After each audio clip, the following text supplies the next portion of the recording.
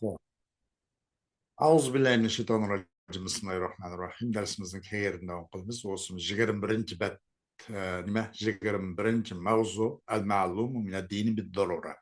Dindin ochiq oshkora ma'lum bo'lgan ba'zi tushunchalar.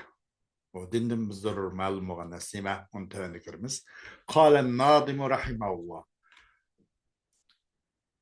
ومن لمعلوم ضرورة جحد من ديننا يقتل كفرا ليس حد ومثل هذا من نفى لمجمعي أو استباح كالزنا فلتسمعي بركشيك إنكار قدوكشي معلوم بوغان أمي لنجي إنخ بوغان روشن بوغان bir ma'lumdan zarur ya'ni badihiy mandaq oshkora datalash qilmaydigan Allohning birlik borligi payg'ambar sollallohu alayhi vasallamning payg'ambar ekanligi Qur'oni Karimning haq kitob Alloh subhanahu taoloning tushirilganligi jannat do'zax masalalar dindan biz zarur bo'lgan masalalar bir kishiga tansa inkor qilsa u kishi nimaga bir ma'lum bo'lgan narsa u ma'lum bo'lgan narsa zurrata ma'lumkan vodihatan ochiq oshkora ma'lum bo'lgan narsa inkor qilgan bo'lsa bizning dinimizda o'ltirildi uni kufran laysa had uni bu kofir bo'ldi deb turib o'ltirildi uni emas uni uchun had urilmaydi hadlan qutulg'ash yo'q uni o'ltirildi deydi va mislu haza man nafa li mujma'i va mushunga o'xshashdir ham bir kishiki nafiy qiluvchi mujma bir ijmo qilingan ulamolar arjo ijmo qilingan ham butun ulamolar mush rost to'g'ri mushun birlikka lo'q degan ijmo qilingan narsaning o'zini nafiy qilgan kishimi mushunga o'xshashki dindan biz zarur ma'lum bo'lgan narsa inkor qilgan bo'ladi deydi yoki mubah sanab billah Avistabaha zina zina o'xshash Alloh subhanahu taolo harom deb tursa buni halol sanab billah buni o'zim qanday qilindi kufran buni agar bu bo'ludi billah u bu deb qolsa kufran o'ltirildi deydi ammo buni uchun qamchisalab hadd urilib o'qilmaydi uni jazosi qatl deydi hadd emas deydi pal tasnai buni anglab qo'ydiganlar buni anglab qo'yishsin deydi anglab qo'ying buni المعلوم من الدين بالضرورة هو ما يعلمه خواص المسلمين وعوامهم وذلك كوجوب الصلاة وحرمة الزنا أم دين بالضرر معلوم بغن ناسا نيمو معلوم بغن ناسا مسلم الله خاص insan alim ölemalarım biladigan ve onunki hemmisi işte malcı o bu hemmisi biladigan dehqonlarlar biladigan Müslümanların xaslari ve onunki avam cumhurlarını biladigan narsa bu dindan zarur olan ma'lumotlar deydi. Aşşo namazın vacibkaliga o'xshash zinaning harom bo'lganiga o'xshash.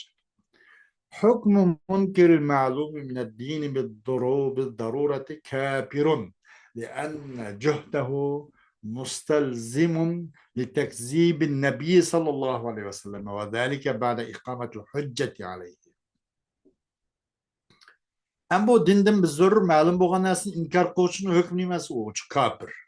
Chunki uning kufri bu dindan biz zarur ma'lum bo'lgan narsaga inkor qilganlik, chunki uningki inkor qilishi lozim tutishdirda. Rasululloh alayhisolamni yolg'on chiqarishni lozim tutishdir.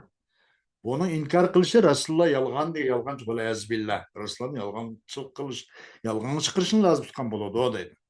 Ve aşşo Resulullah Aleyhisselam onun için hüccet turg'izilib bo'lgan ekan. Resulullah Aleyhisselam'ninki rast payg'ambar ekanligiga hüccet turg'izilib bo'lgandan keyin xuddi Rasulullahni yolg'on chiqargan bilan barobar yoki Rasululloh Aleyhisselam uchun yolg'on chiqarishni lozim tutishdir, inkor qildi deganlik deydi.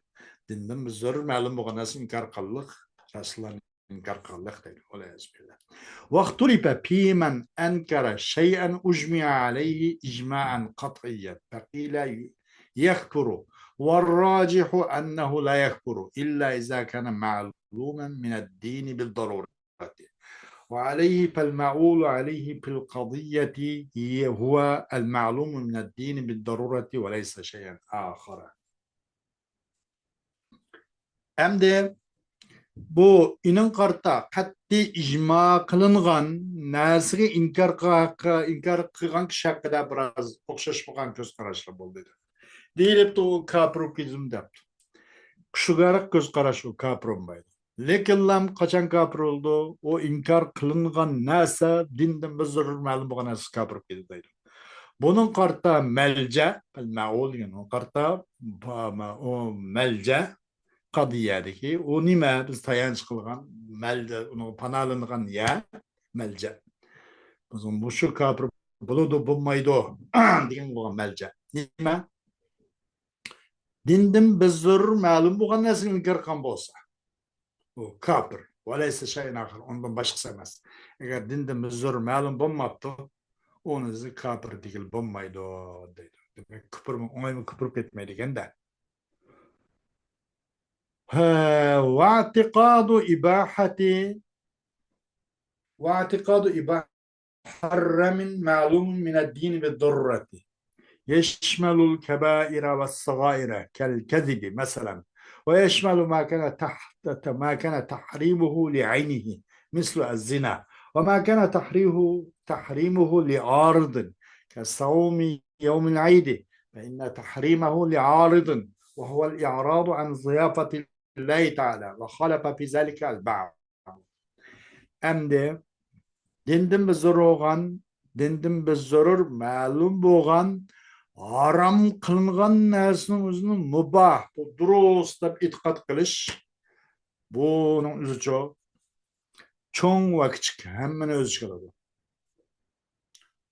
O dindim biz zarur ma'lum bo'lgan narsaning o'zini cho'nglarini o'z ichiga oladi va kichikni o'z ichiga oladi. Yolg'onga o'xshash, yolg'on so'zga o'xshash masalan. O'z ichiga oladi uningki bu haram bo'lishi öz ayning jahtidan öz ayning jahtidan haram bo'ladigan ma'nosini o'z ichiga oladiki, masalan zinoga o'xshash. Onun ayni emas, ayni durust, ayni mashru. Ammo birda bir to'sanchining jahtidan haram bo'lib qolgan. Buni o'z ichiga oladi. Arizning jahtidan haram bo'lib qolgan. Masalan, ayit kuni masalan ro'za ayit kunlarida ro'zqon o'xshash. Ammo ro'zning o'zi ularni mashru. Ro'zning zoti mashru. Ammo haram bo'lishi ash kunning o'zida ro'za tutgan uchun. Ash kun o'zi ariz bo'lib qoldi. Alloh subhanahu taoloninki shu ne'matdan ziyofatidan yuz so'rib bunga bo'yinkash qilgani uchun bu haram bo'ldi. Bo'lmasa Ramazonning o'zi o'z zotida mashru. Deydi. Onun haram bo'lishi bir ariz jahtidan haram bo'lgan. Buni o'z ichiga oladi deydi. Uning tahrim bo'lishi arizdan jahtidan bo'ldi. O arız olsa nima? Yarazdır Allah subhanahu taoloning mehmonligidan yuz so'rish. Bununla ba'zilar xilof qildi. Bu cho'ng kichik ham o'ziga olmaydi.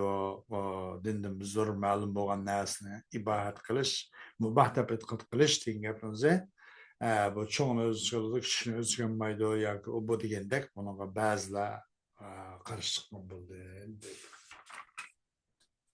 وآخر دعوانا الحمد لله رب العالمين.